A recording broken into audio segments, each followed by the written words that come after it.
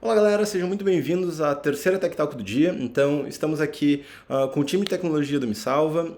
A gente teve duas apresentações hoje, uma sobre estrutura de dados no front-end, outra sobre Git Flow, e agora a gente vai ter uma apresentação sobre REST, tá? Então, me apresentando, eu sou CTO do Me Salva, sou o André Antunes Vieira, eu sou programador há mais de 13 anos, sou especialista em JavaScript, já passei por várias áreas dentro do desenvolvimento de software, eu vim do hardware, depois fui até programar robozinho que jogava futebol autonomamente. Mas, falando um pouquinho sobre essa série de vídeos, a gente está aqui conversando sobre essas Tech Talks que fazem parte, na verdade, de uma série de vídeos baseados no organograma do time. Né? Então, o time ele tem várias divisões de cargos dentro do time. Esses cargos têm suas missões para serem executadas. Essas missões exigem que a pessoa execute algumas atividades ao longo do dia. E para exercer essas atividades, essa pessoa precisa ter algumas habilidades técnicas e comportamentais. Aqui é um resumo do nosso organograma. A gente já fez algumas dessas Tech Talks, os cardzinhos que estão marcados em verde claro, eles já rolaram. Enquanto os cardzinhos que estão em verde escuro estão sendo gravados ainda, vão ser gravados ao longo dos próximos semanas, próximos meses. Hoje eu vou falar sobre o básico sobre API REST. Tá? Então, dando sequência, tudo começa aqui falando sobre o protocolo para APIs REST. Essas são as habilidades do dia a dia do time de desenvolvimento aqui que a gente usa, de fato, aqui no Me Salva. E falando um pouco sobre as habilidades que a gente usa no dia a dia, não adianta você chegar aqui nesse vídeo e tentar entender ele sem ter o conhecimento básico sobre como funciona o protocolo HTTP. E se você não tem esse conhecimento, volta duas casas, assiste a Tech Talk da semana passada, da semana retrasada, que a gente falou sobre o protocolo HTTP. Tem link aqui embaixo na descrição, certamente. E depois vocês podem voltar aqui para assistir essa Tech Talk. Bom, essa Tech Talk ela tá ali na nossa playlist no YouTube, tá? É a segunda Tech Talk. Essas três Tech Talks de hoje elas vão entrar também nessa playlist, então sigam o canal do Me Salva Tech, assine e ative o sininho que vocês vão ter notificação sempre que sair uma nova Tech Talk para vocês. Bom, mas antes de falar um pouco sobre uma API REST, o que é uma API de fato? Tá? Qual que é a ideia de uma API?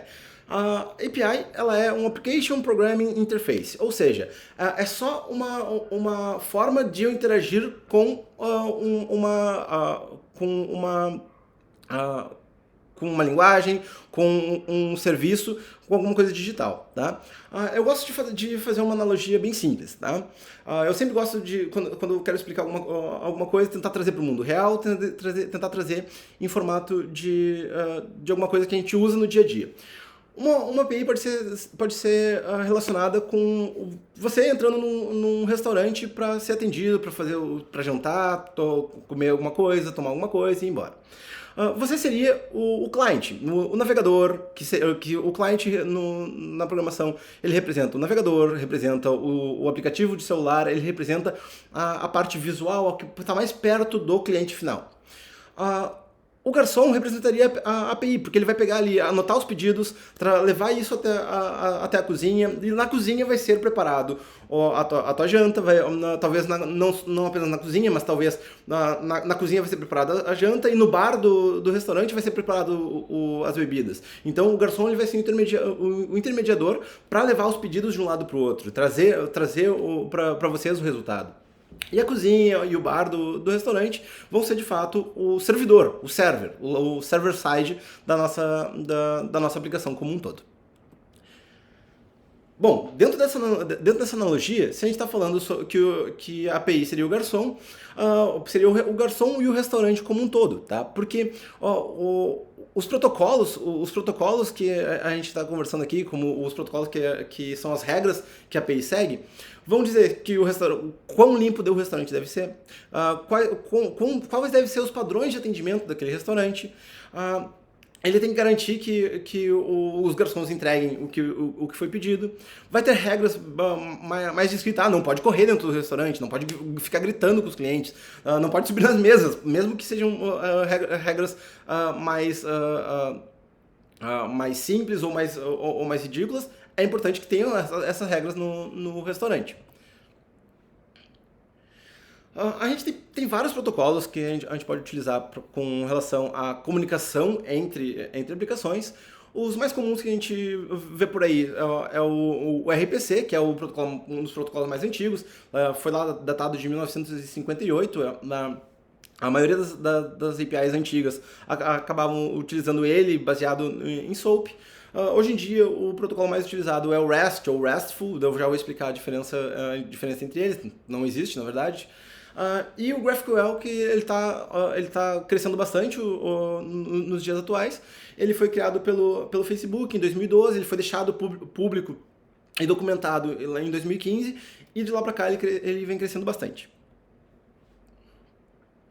Bom, mas o que é esse tal de RPC, que no dia a dia a gente nem ouve falar sobre ele? Bom, o RPC ele é baseado em como a gente vai chamar funções de um outro sistema, tá? O que isso quer dizer? O RPC significa Remote Procedure Calls, ou seja, a gente vai chamar funções de um sistema que já é conhecido. A estrutura básica de um sistema baseado em RPC, a gente vai fazer uma chamada para uma URL ali com o método e vai passar os parâmetros que a gente quer chamar naquela função. Ou a gente vai fazer, se for uma API mais complexa, a gente vai chamar qual é a classe, vai chamar qual é o método e vai chamar quais parâmetros que estão sendo chamados ali dentro.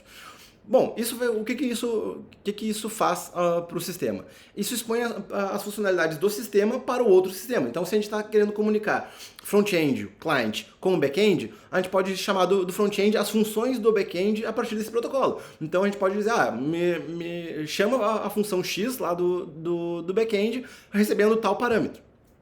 Então, essa é a ideia por trás do RPC. Tá, mas como que isso funciona na prática, tá? Exemplo bem simples. A gente pode pegar aqui eu peguei o Insomnia, fiz uma requisição ali pro meu localhost, usando ali, Digolá, passando nome igual a me salva.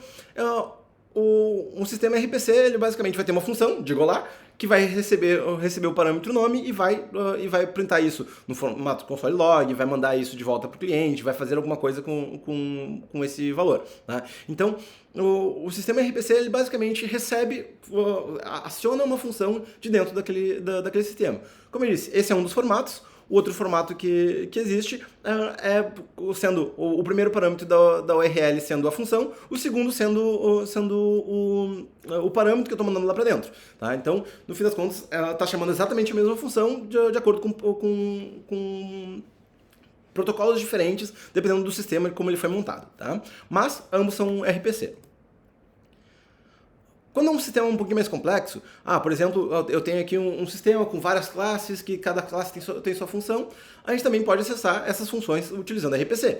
Então a gente pode ter ali, por exemplo, uma classe do tipo chamada alertas, essa classe vai ter sim o seu método de Golar. Então, para a gente acessar essa classe a partir de uma URL, a partir de uma outra API, se a gente tiver, de novo, estamos falando entre o cliente, ou seja, o navegador ou o aplicativo, chamando uma função do back-end e retornando alguma coisa com isso. Então, o cliente vai acessar a URL alertas, digo lá, passando a variável, o valor me salva. Então, isso vai fazer com que o sistema tenha disparado a classe alertas, o método digo lá e recebendo o parâmetro nome igual a me salva. Bom, RPC está no passado, quase ninguém mais usa, tá? Ainda tem bastante empresas que usam RPC, mas é por causa de legado, não porque elas querem desenvolver novas funcionalidades em RPC. GraphQL, como eu disse, é uma tecnologia mais nova. Então, empresas novas tendem a se aventurar dentro do GraphQL. É uma ótima estratégia. O GraphQL ele dá muita flexibilidade para o front-end. Ele ainda está se desenvolvendo bastante, tá? Então, o GraphQL ele não utiliza como base o HTTP, como a gente viu na Tech Talk passada, então ele não utiliza algumas vantagens do HTTP também, por exemplo, cache, padronizações de headers também, que o navegador já entende várias coisas, então ele deixa de utilizar alguns recursos, mas ele implementa uma nova visão de mundo de como a gente pode comunicar front-end e back-end. Tá? Então ele reduz a quantidade de dados transferidos entre o front e o back-end, porque ele é baseado. Tem aqui, então, a estrutura do GraphQL ela é baseada em um serviço que recebe uma query que é um esquema, tá? Então, eu vou dizer que eu estou acessando o serviço, o tal serviço, e esse serviço eu quero que me traga todos os usuários. Dos usuários eu quero que me traga apenas o nome deles, ou apenas a idade deles. Eu quero fazer queries ali dentro para poder me trazer apenas os dados que eu quero dentro daquele filtro.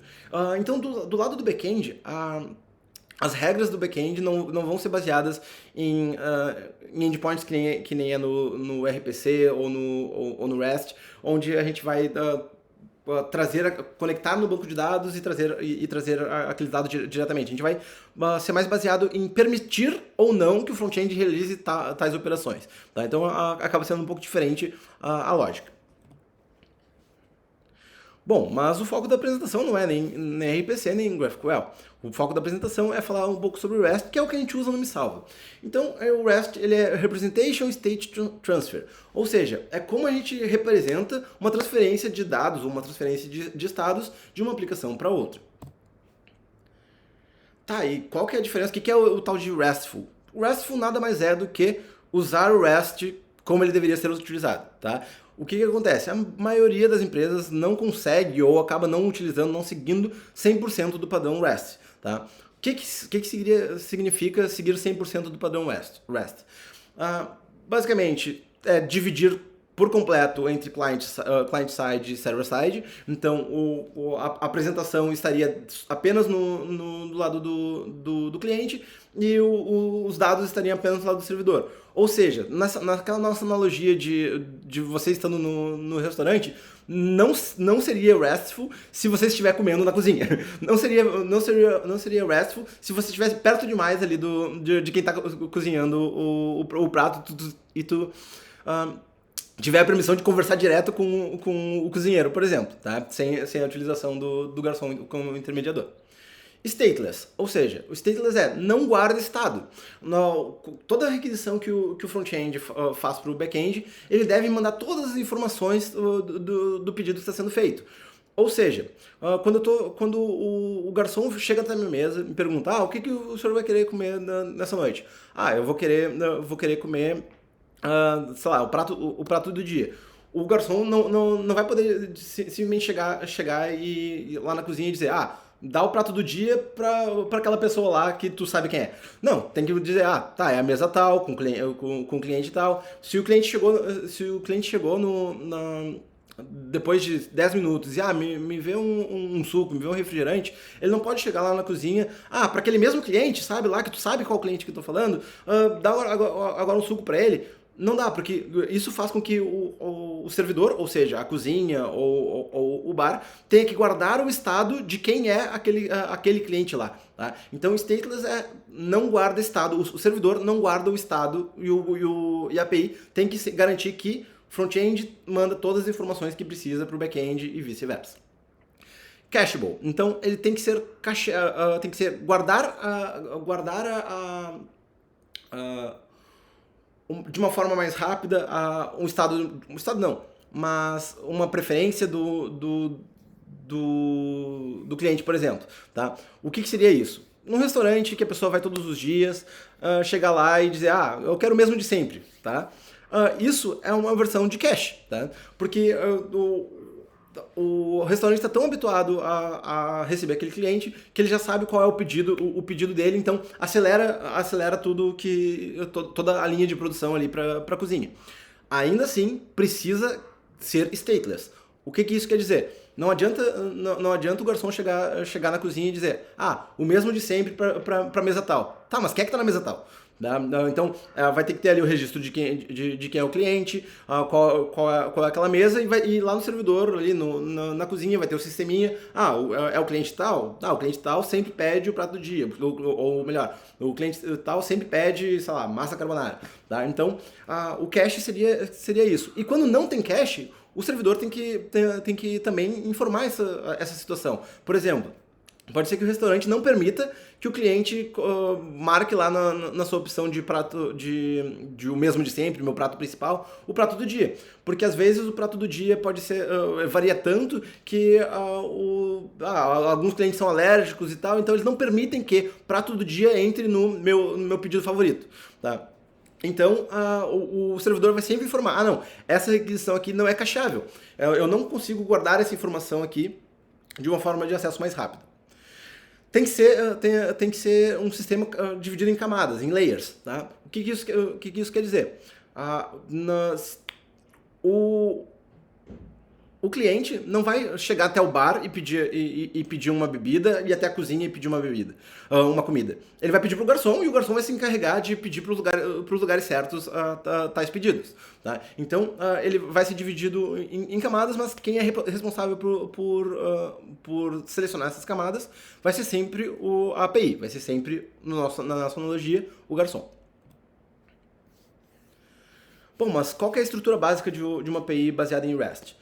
Sempre vai ser baseado em um endpoint, tá? Que vai ser normalmente aquela classe não, mas aquela estrutura do banco de dados. Então, se a gente está falando que o estabelecimento tem clientes, provavelmente o endpoint vai ser clientes. Se a gente está falando que o MeSalva é baseado em conteúdos, provavelmente vai ter ali uma URL de conteúdos. E depois seguido pelo identificador único daquela entidade, que pode existir ou não, porque o endpoint ele pode dizer, me traz todos os conteúdos daquela entidade, ou me traz esse conteúdo específico. Bom, mas não só isso. Apesar da gente usar, na grande maioria dos casos, pelo menos no MeSalva, a gente se basear apenas em endpoint mais identificador, um endpoint pode ter várias variações, porque a gente pode ter, por exemplo, me traz todos os pedidos deste cliente. Então a gente vai estar dentro da camada de clientes e a gente vai estar especificando os pedidos. Eu vou ter exemplos em cima disso. Diferente do RPC, o REST ele é baseado em expor a estrutura de dados e não a estrutura do back-end, ou seja, no RPC necessariamente o front-end precisa conhecer como que foi construído o back-end. Tá? Precisa saber quais são as classes que existem lá dentro, precisa saber quais são os métodos, quais são os tipos de parâmetros que ele aceita receber. Normalmente isso vai representar um pouco a camada de dados, mas ele precisa conhecer o back-end e não conhecer a camada de dados. Tá? Vai ser uma consequência. Enquanto no REST, tu só precisa conhecer a camada de dados. Não importa se quando o cliente pediu uma massa carbonara, não importa se o garçom pediu lá para a cozinha e a cozinha fez a massa da caseira, se essa massa foi comprada, se veio importada de outro lugar, não importa. No fim das contas, a composição como isso foi feito não faz diferença para quem está pedindo. Tá? Então, o REST ele tem uma tendência a ser mais padronizado, então, consequentemente, é mais intuitivo de acessar outros endpoints, e ele sempre vai respeitar o HTTP, ou pelo menos ele não vai quebrar o HTTP. Ele pode não utilizar todos os recursos do HTTP, mas ele vai sempre estar trabalhando dentro do HTTP. Bom, eu peguei aqui exemplos, agora vou ir para o lado de exemplos na prática, tá? Então eu costumo não fazer live coding, porque normalmente acaba sendo enrolado, mas vamos ver se funciona na prática aqui com a gente, tá? Então, de volta aqui com o time na chamada, tá? Então, vamos para a prática. Eu criei aqui uma aplicaçãozinha no Express, em JavaScript, totalmente relacionada com esse exemplo que a gente está falando, tá? Então, não sei se vocês conseguem ver tranquilos aí o que está na tela. André, se puder aumentar em uns 2 pontos, fica bom. Tá, beleza. Então, deixa eu trocar aqui a fonte. fonte. Tá, agora ficou, tá tranquilo? Perfeito agora. Show, galera. Então, eu tô aqui, eu criei uma API no Express, totalmente simples. O nosso banco de dados vai ser simplesmente uma variável, tá? Então, não tem conexão com nenhum banco de dados. No que eu abro a aplicação, essa variável é declarada. Depois disso, se eu desligar a aplicação, morre todos os nossos dados do banco de dados, tá? Ela vai ter aqui os clientes do restaurante, vai ter as bebidas, comidas e os pedidos. Só vou focar aqui nos clientes, tá? Lembrando que se você está chegando aqui de paraquedas, a gente já fez uma apresentação sobre o protocolo HTTP. É importantíssimo que você assista a essa apresentação antes de chegar aqui, porque agora eu só vou seguir o protocolo HTTP. Tá? Então eu estou aqui no nosso... e não esquece, ativa o sininho, se inscreve no canal e compartilha com os amigos que também estão na programação aí, que esse conteúdo certamente vai ser bem relevante para eles. Bom, então eu estou aqui com a minha API baseada no Express e eu criei vários endpoints para essa API. Todos esses endpoints eu fiz uma chamada aqui no Insomnia para a gente fazer um fluxo de teste aqui para ela, tá? Então eu vou rodar minha API, e daí a gente vai fazendo as chamadas e eu vou mostrando isso no código para vocês. Tô aqui com uma chamada da minha API que está rodando na porta 3000, então localhost 3000, endpoint clientes, tá? O endpoint clientes vai listar todos os clientes que existem na minha aplicação. O que isso representa no código, tá? Então eu estou pegando aqui nosso banco de dados e mostrando a variável clientes, tá? Essa variável clientes ela foi declarada como um array vazio, então não temos nada nesses clientes. E tudo bem, estamos totalmente corretos. Eu vou criar um primeiro usuário um primeiro cliente na nossa aplicação. Então, eu estou agora fazendo um método post para o mesmo endpoint. Se a gente olhar aqui, é exatamente o mesmo endpoint. HTTP, localhost, 3000. Antes era um get, agora é um post. Vamos ver o que isso representa. Bom, eu enviei para o meu servidor. O meu servidor ele me respondeu sem nenhum corpo e o status 201, que por padrão, seguindo o protocolo HTTP, 201 foi criado. Não precisa me retornar aqueles dados, mas eu preciso saber se funcionou ser criado ou não. Se tivesse alguma validação no meu back-end dizendo, eu não posso criar usuários que não tenham passado ali o peso deles. Então, o back-end me retornaria um status diferente. Não necessariamente me retornaria um corpo, tá? Então, é isso que é o padrão do HTTP. Por isso que é importante, e se vocês não têm essas habilidades bem consolidadas, a gente volta e assiste o vídeo lá de HTTP.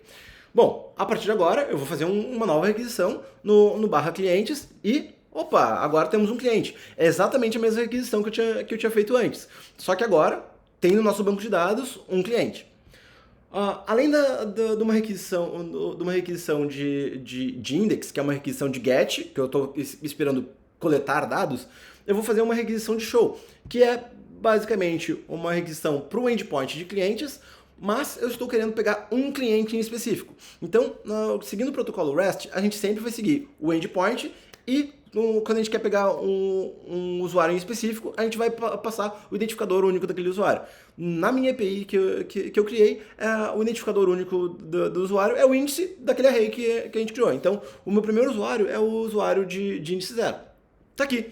Eu peguei, diferente do endpoint anterior, que era um array de todos os usuários possíveis, esse aqui é um show apenas no usuário que foi criado. Então não é mais um array, é um usuário sozinho. Bom, além do get, do post, a gente pode também utilizar o método patch. Tá? Aqui a gente começa um divisor de águas aqui com REST e RESTful. Por exemplo, MiSalva não usa RESTful, o MiSalva usa REST. E a maioria das APIs por aí acaba seguindo REST e não acaba seguindo todos os padrões de RESTful. Qual que é a diferença o que o patch vai fazer? Ele vai atualizar um dado de uma entidade que já existe no meu banco. Eu sei que aquela entidade existe e eu quero alterar o dado do age daquele meu usuário, tá? Então, o meu cliente foi criado aqui, quando eu dei um show nele, ele tem aqui a idade de 33 anos. Quando eu rodar esse patch aqui, eu espero atualizar a idade desse cliente para 25 anos. Tá? Então, estou aqui, atualizei a idade do meu cliente e o endpoint me retornou o novo cliente atualizado da forma certa. Se eu der um show nesse cliente, é para ser o mesmo o valor agora atualizado. Então, foi atualizado o valor daquele cliente. Tá? Ou melhor, foi atualizado parte dos valores daquele cliente. Tá, então eu vou criar aqui um novo cliente, tá? Eu vou criar um segundo cliente na nossa base, que vai ter uma idade de 20 anos, 1,80 m de altura, e o nome dele vai ser outro cliente. Tá aqui, novamente, a minha API retornou aqui status 201, ok? Consegui criar para você esse usuário, mas não me mandou nenhuma outra informação. Se eu chegar aqui e listar todos os clientes, opa, tá aqui, funcionou. Temos um array com 2 clientes, índice 0 é o André, índice 1 é o outro cliente. Tá, agora eu vou atualizar o outro cliente, eu vou atualizar o cliente de índice 1, tá? Então eu vou trocar o nome desse cliente, que atualmente está ali como outro cliente, eu vou atualizar o nome dele para Ricardo, tá? Quando eu utilizo o put no protocolo REST, eu espero substituir as informações sobre daquele dado. O que isso quer dizer? Bom, vamos ver. Eu mandei os dados para lá, utilizei o put, ele me retornou um ok, me retornou ali name Ricardo, acho que funcionou, tá tudo como eu gostaria que fosse. Vamos rodar esse índice de novo e vamos ver qual que foi a diferença. Opa, tá aqui. A principal diferença entre o patch e o put, seguindo o RESTful como um todo, é que o put vai colocar todo aquele objeto no lugar do objeto que existia antes. Então eu estou substituindo as informações do usuário de índice 1 pelas informações que eu estou enviando. Então sumiu ali age, sumiu a altura da pessoa, porque no meu put que eu tinha feito um pouco acima, eu mandei substituir todos os dados. Tá? Diferente lá do patch, que eu tinha mandado só substituir o age e ele me retornou o dado correto. Tá? Então, seguindo o RESTful à risca, essa seria a principal diferença entre o put e o patch. Até hoje, eu não vi nenhuma API que faz isso. Tá? Sinceramente, eu não vi nenhuma API que faz isso. Ou a API usa patch, ou a API usa put, e no fim das contas ela faz a mesma coisa que o patch está fazendo aqui. Que é só atualizar os dados que tu está mandando e não mexe nos outros, mantém os outros lá. Tá? Então essa é a principal diferença, mas eu até hoje não vi uma API que respeita 100% do RESTful. Beleza, então chegamos no put, o índice listou esse cara, temos o delete, tá? Então, recapitulando lá a apresentação sobre HTTP, a gente tem ali o CRUD completo, get, post, put ou patch e o delete vai remover aquela entidade, tá? Então, se eu for mandar remover aqui a entidade de índice 1, eu vou estar mandando remover essa entidade aqui que tá capenga, que ela tá com problemas, tá? Então eu vou mandar remover a entidade de índice 1, tá? Então ela me retornou aqui nenhum corpo e ela me retornou o status 204. Em nenhum momento, vou mostrar até no código para vocês, mostro agora até, em nenhum momento eu disse que era no content, tá? Em nenhum momento eu disse que era no content que deveria ser enviado. Só que o protocolo HTTP segue a risca que se tu envia o status 204, não tem o conteúdo no corpo aqui para te enviar, tá? Então, o próprio Insomnia nos diz, tá, nesse caso aqui me deu um ok, mas eu não tenho nada para te mostrar. A mesma coisa que aconteceu lá no Create. Né? No Create ele me retornou, sim, foi criado, em nenhum momento eu disse para ele dizer que foi criado, eu só mandei o status 201, tá? Então, esses são os padrões do protocolo HTTP. Chegamos aqui, deletamos o cliente do Ricardo e se a gente for listar aqui, temos aqui duas linhas no nosso banco, onde eu não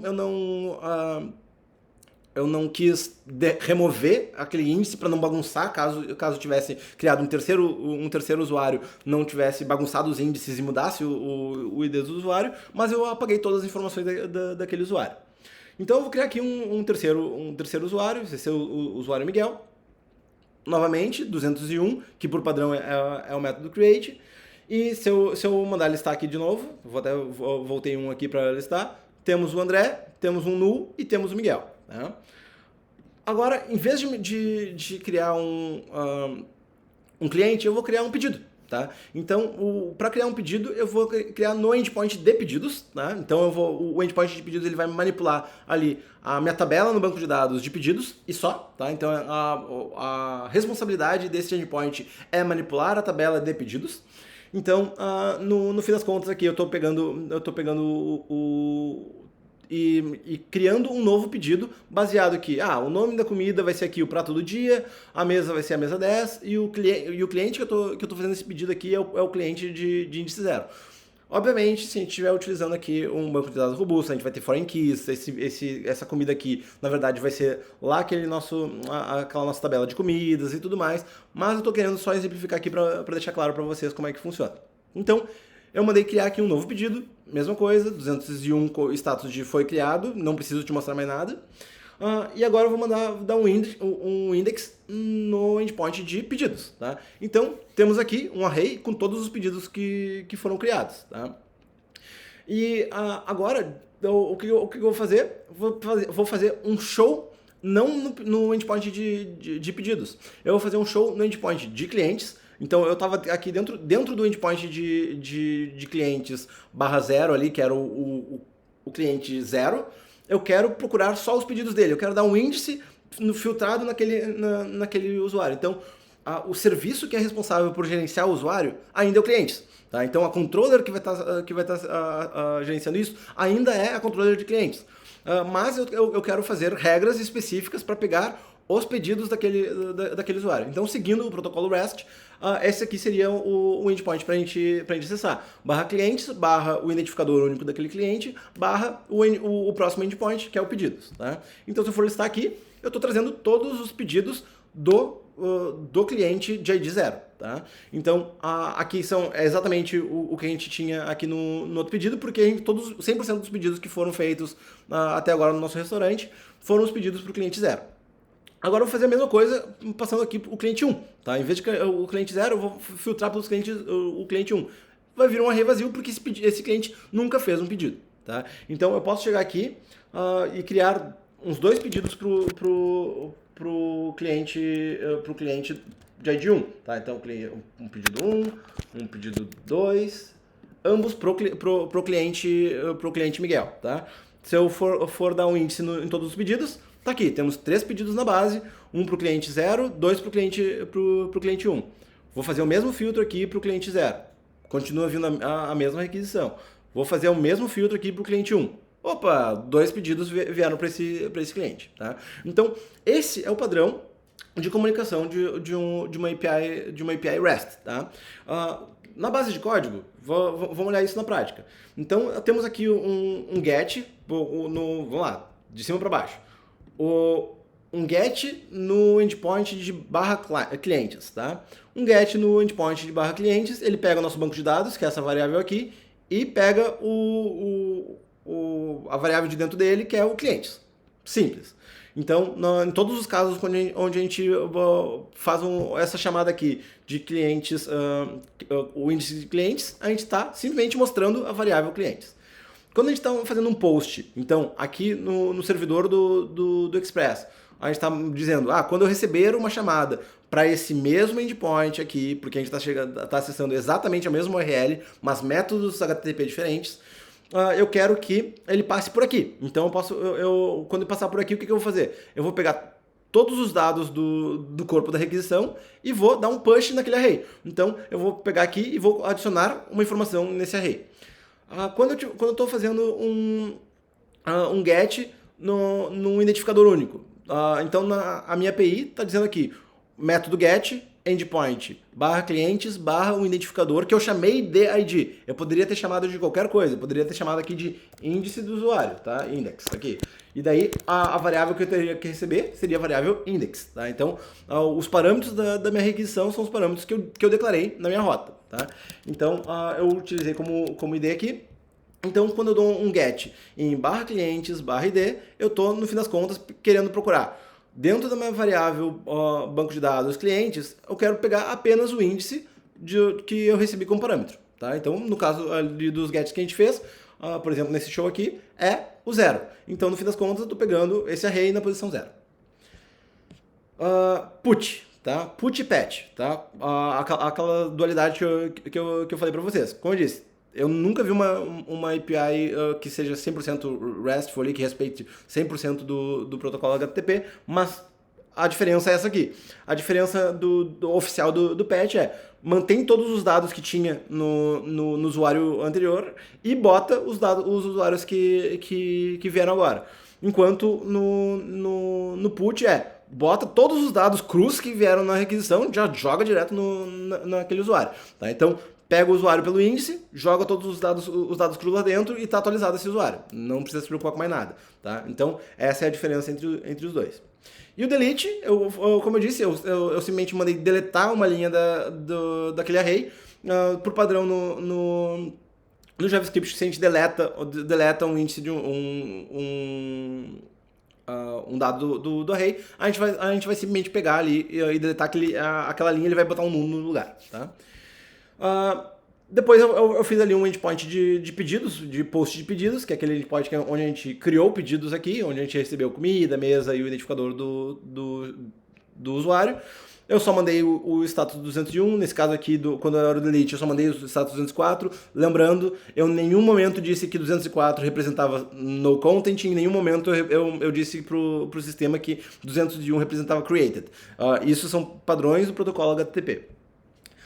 E por fim, eu utilizei aqui um get, tanto só do pedido, só para a gente listar ali todos os pedidos, quanto um get dentro do endpoint de clientes, o identificador do cliente, tá? Então, isso aqui é o endpoint do cliente com o seu identificador único, e o diferenciador para aquele cliente. Se a gente fosse separar isso aqui em um sistema um pouco mais complexo, se isso aqui escalar, fica horrível de a gente dar manutenção. Então, a gente vai começar a fazer, a categorizar esses endpoints. Então, primeira etapa que a gente faria certamente seria colocar todas as coisas de clientes no mesmo lugar, tá? Então a gente separaria todos esses endpoints aqui, daqui para cá. A gente separaria no arquivo, provavelmente, daqui até aqui, no arquivo de clientes, então uma controller de clientes, e essa controller seria responsável por todos esses endpoints. Enquanto esses dois aqui estariam provavelmente numa controller de pedidos, e elas seriam responsáveis apenas por alterar a model ali, o nosso banco de dados de pedidos. Eu acho que, em resumo, é isso, tá? Então, eu sei que foi bastante conteúdo que eu joguei para vocês. Né? Então, não é só isso, tá? Então a gente tem muito mais conteúdo para ver. A gente falou da última vez, a gente falou sobre o protocolo HTTP. Hoje a gente falou sobre REST, mas a gente tem ainda para falar sobre como utilizar uma API privada no front-end, a gente falou sobre uma API pública, a autenticação no back-end, então como é que a gente garante que aquele usuário tem permissão de acessar aquela coisa ou não, como é que a gente garante que aquele usuário é o usuário X ou Y, os protocolos que tem de autenticação ali, tanto o OAuth quanto o HMAC, que a gente usa no MeSalva. Não esqueçam de se inscrever no canal do MeSalva, o MeSalva Tech ali, a gente já tem uma URLzinha pronta ali pro MeSalva Tech, e ative o sininho e eu vou abrir aqui a discussão pro time pra gente debater sobre tudo que foi dado agora. Cara, a apresentação foi top, não tem nada a reclamar. Eu tenho uma dúvida sobre RPC. O RPC, ele não tem porta? Porta? Como assim? Porta 3000. Tem. É que eu tinha feito a minha API primeiro, de teste ali primeiro, eu tinha feito na porta 80. Então, por padrão, se você tem HTTP porta 80, não precisa botar a porta na URL. E se for HTTPS e não botar a porta, ele automaticamente identifica que é a porta 443. Entendi. O RPC, ele pode ser usado, por exemplo, o uso que eu pensei ali foi a IoT. Sim, a IoT funciona muito bem o RPC. Eu tava... É porque meu TCC foi voltado à IoT, então, tipo, foi a primeira coisa que veio na minha cabeça. Perfeito. Aí eu falei, e eu tava batendo a cabeça pra fazer com REST. Aí eu falei, mano, eu vou desistir de fazer com REST. E eu não sabia o uso do RPC, não sabia que ele existia. Porque se eu soubesse que tivesse como chamar funções ali só na barra, cara, isso teria resolvido meu problema na época. Não, show. Tipo, o RPC funciona muito bem. Tipo, eu acabei de apresentar aqui 3 protocolos e, apesar de eles serem mais novos ou mais velhos, não quer dizer que um é melhor do que o outro. Eles são formas diferentes de encarar uma comunicação entre sistemas. Exato. E, tipo assim, esse RPC pra mim, com a IoT, serviria bastante. Agora, pra comunicação web, não é muito interessante. Porque você expõe, entre aspas, o seu back-end pra fora. Porque a pessoa sabe qual é a função que você está chamando. Exato. E no caso do IoT, tu quer expor exatamente o teu sistema para fora. Tu não quer... No IoT, não importa a questão de quais são os dados que eu estou manipulando dentro do meu sistema. Tu não está querendo manipular os dados, tu está querendo manipular, se for um robozinho. Lembrando, eu vim do IoT, tá? Então, o que eu fazia no passado eram robôs que jogavam futebol, por exemplo. Então, faz mais sentido eu mandar pro meu robô, chuta, do que me dizer, muda aí no teu banco de dados local a variável de chute de 0 para 1 e depois tu troca esses dados, sabe? Então, eu não quero que ele mudar os dados do meu robô. Eu quero fazer com que ele execute uma ação. Exatamente. Esse negócio aí do banco de dados local é exatamente o que eu tava fazendo. Eu tinha 6 variáveis diferentes. Eu falava, você muda isso aqui para 1 quando eu mandar nesse aqui. Depois você muda isso aqui para 2, isso aqui para 3, 0, 1. Então, tipo, isso aí pra pensar dá mó trampo. Se eu tivesse pensado dessa forma aí, tinha resolvido fácil. Inclusive, eu não botei ali um quinto elemento que tem no RESTful, mas é a possibilidade do back-end executar uma função no front-end, tá? Então, o RESTful, ele já prevê a possibilidade de scripts de client-side. Então, até faz sentido a gente conversar um pouco mais sobre isso, relacionado com a apresentação que o Fred fez anteriormente ali sobre a estrutura de dados, porque já tem tanto no REST quanto no RPC formas de executar funções, que é ali o nível 6 que o Fred tinha falado da apresentação anterior. Minha dúvida em questão de performance, quando você tem uma aplicação gigantesca, você acha que vale a pena trocar para o protobuf em vez de JSON para comunicação? Eu sei que o protobuf é usado bastante em Android, em aplicativo, mas para web eu não vejo tanto. Com relação à performance, depende, tá? Tu pensa em bufferizar qualquer coisa quando os dados são muito grandes. E daí, quando tu quer tratar ali, por exemplo, eu quero trazer um vídeo, ou trazer uma imagem pesada, que seja, que não é um vídeo, tá? Então, imagina que eu quero trazer uma imagem que o tamanho dela, ela excede o tamanho da página do cara que tá pedindo ela. Eu posso trazer só a primeira parte da imagem e esperar que depois que o cara role a página venha o resto. Isso é um dos motivos que tu pensa em bufferizar as coisas, porque daí tu não traz todas as informações e tu só traz parte delas e vai ao longo que tu vai precisando consumir elas, tá? No caso de JSON bufferizado é a mesma coisa, só que daí é um pouco mais complexo porque é difícil de saber quais dados do JSON que tu quer pegar primeiro, assim. Então, acho que é uma camada de complexidade um pouquinho maior. Mas faz sentido quando tu tem muitos dados sendo transferidos. Só que quando tu tem muitos dados sendo transferidos, tu tem várias alternativas de como tu tratar isso também. Tu pode fazer requisições mais curtas, tu pode fazer abrir um WebSocket também, e daí tu mantém ali só trocar os dados que tu precisa, e assim por diante. Ok. Cara, isso que tu falou, Rafa, vem bem de encontro. Isso que tu falou é o que o Marlon falou antes, né?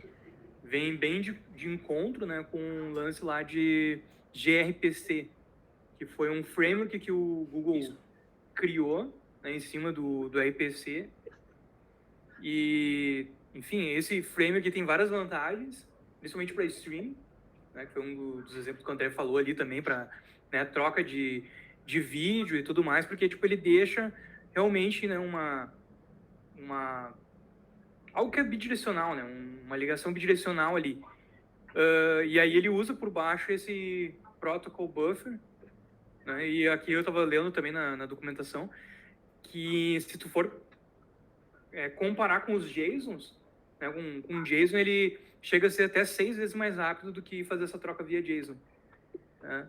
Eu achei bem interessante. Inclusive, se tu quiser, Marlon, fazer alguma brincadeira aí com RPC, tenta usar o gRPC, que tem uma documentação bem legal. Eu acho que Boa. vai atender bem o que tu quer também.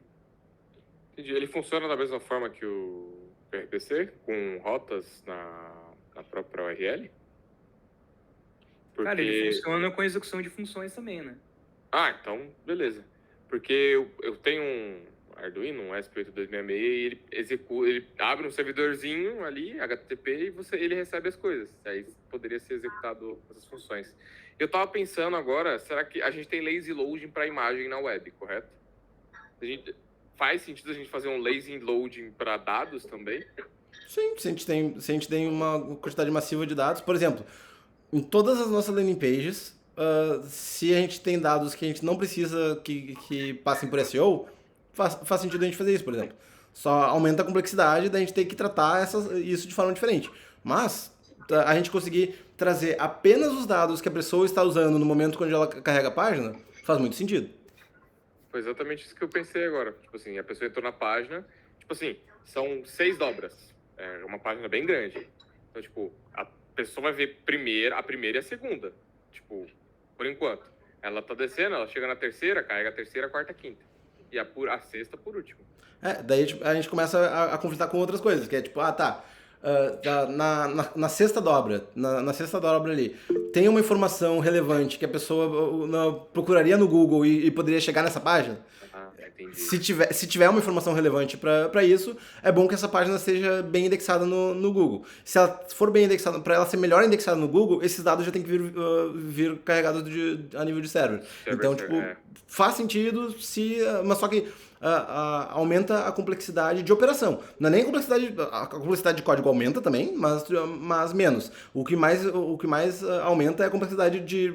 Agora diz pro time de marketing, não, sempre fica pensando se esse dado aqui é um dado importante para ser indexado no Google ou não, e se não for, tu bota essa flagzinha aqui de lazy loading e tal, que daí isso vai fazer mais rápido. Aumenta a operação. Também funciona, faz sentido, mas a gente tem que estar bem estável assim, com a operação do dia a dia para a gente conseguir implementar essas coisas, dar mais essa complexidade para o time. Entendi. Eu ia puxar agora um papo aí mais para a parte do REST ali, né, que é a questão de padronização e de como facilita a vida, principalmente que para gente, né, que usa o Ruby, que já trabalha assim de certa forma meio integrado com o padrão REST ali. Eu me lembro que eu trabalhei numa outra equipe, num outro time, que a galera não tinha muito assim, não seguia muito um padrão. E, cara, saía aquelas URLs assim malucas, que é do tipo, né, user/create, né, enquanto que, cara, não precisa, sabe? Tu já tem aquele padrão ali que é quase que universal, né, tu utilizar, além de facilitar muito, né, a questão de coerência. Talvez o user/create seja RPC. Tipo, porque talvez ele esteja acessando a controller de user e o método create. Então, tipo, talvez até esteja certo dentro do protocolo RPC. Ou talvez ele simplesmente não tenha um padrão mesmo, que é bem comum também. Eu acho que é esse o caso. Mas o legal também é que ajuda muito no dia a dia, porque normalmente a gente trabalha com rotas e pensar num bom nome de rotas, né, faz parte desse trabalho.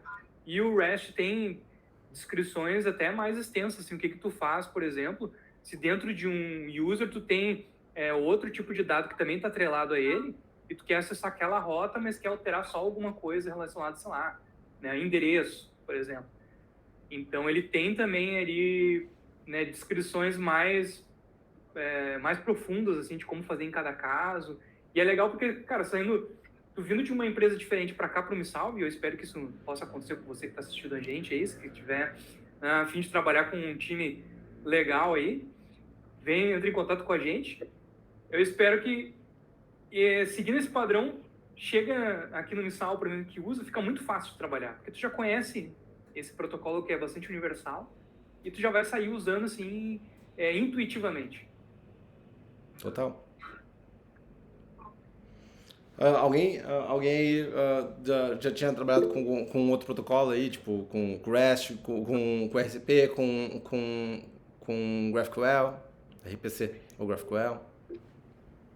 Cara, eu já vi gente. Eu só vi, trabalhei na empresa que usou isso aí que o Ricardo mandou, que é o SOAP. Cara, que negócio complexo, velho. Que negócio ruim de entender, é ruim de explicar, é ruim de ler. Sei lá, pra mim parece que se você saiu daquilo ali, você já tá ganhando, sabe? Se você tiver que mandar a carta, você já saiu na frente daquele protocolo. Porque é algo complexo de entender. Se você entrar assim, pra você vai ver um monte de letra e não vai entender nada. E tanto é que ele mexe com XML e isso acaba confundindo ainda mais. Então, isso pra mim, que nunca não tinha visto aquilo ali, eu falei, mano, o que tá acontecendo na minha frente?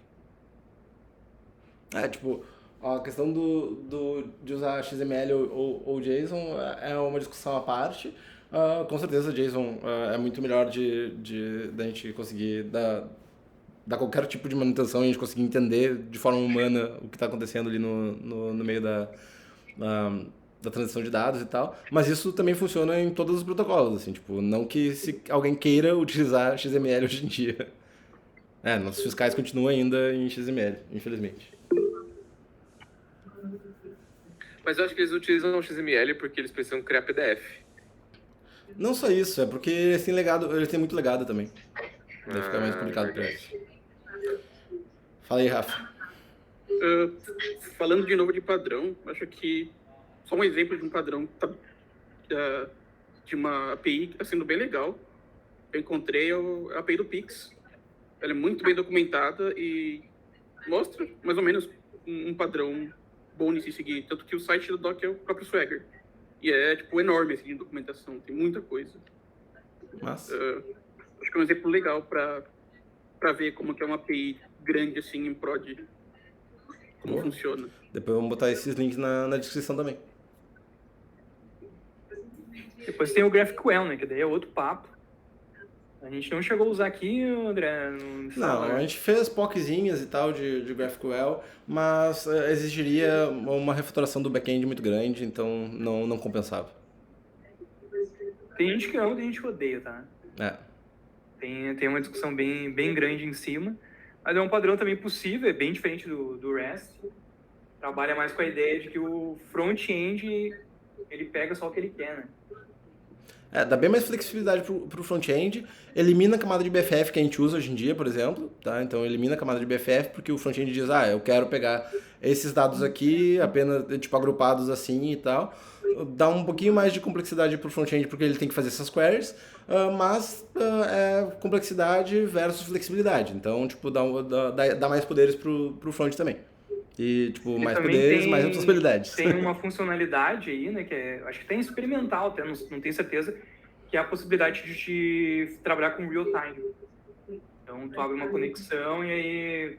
Aquelas coisas, tipo assim, quando tu vai buscando algum termo e vai aparecendo todos os resultados embaixo numa lista, por exemplo, dá para fazer. Só tenho dúvida aí, eu vou ficar devendo isso daí, que eu acho que é uma funcionalidade experimental ou para pequenas aplicações.